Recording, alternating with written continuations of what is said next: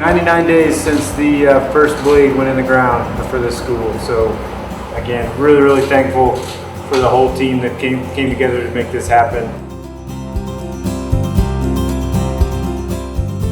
For our students, it's a facility that they will take as their own.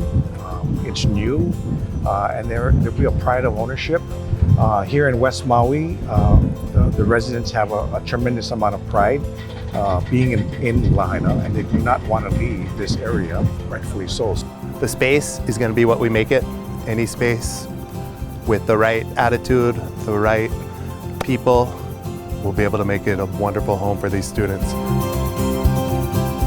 It's a tremendous day here at the temporary school. Really 95 days from start to finish. Many doubted whether that could be accomplished, but once the team got started here, it was evident from the beginning that we were on our way. They had challenges, as you always do in a construction project, but they hit the target, and we're on track to be able to get students back into this school really by the 1st of April. It was a lot of hard work by our folks in the trades, working.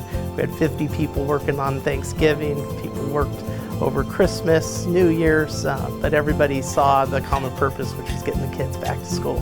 Some of the people that worked on the project, they had lost their homes. Their children are actually planning on attending the school when it does open up.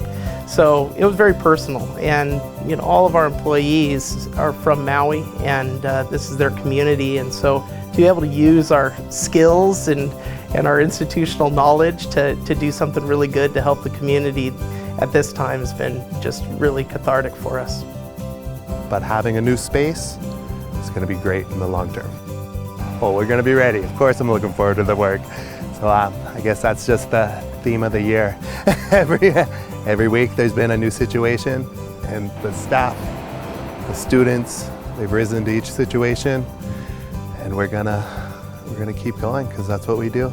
The school is made up of 336 modulars across 38 buildings. That includes a classroom, a resource center, a cafeteria. The kids that's been impacted by the fire that happened on August 8th and now going to a new beautiful school adds that much more importance to having that school built by FEMA and the Army Corps of Engineers.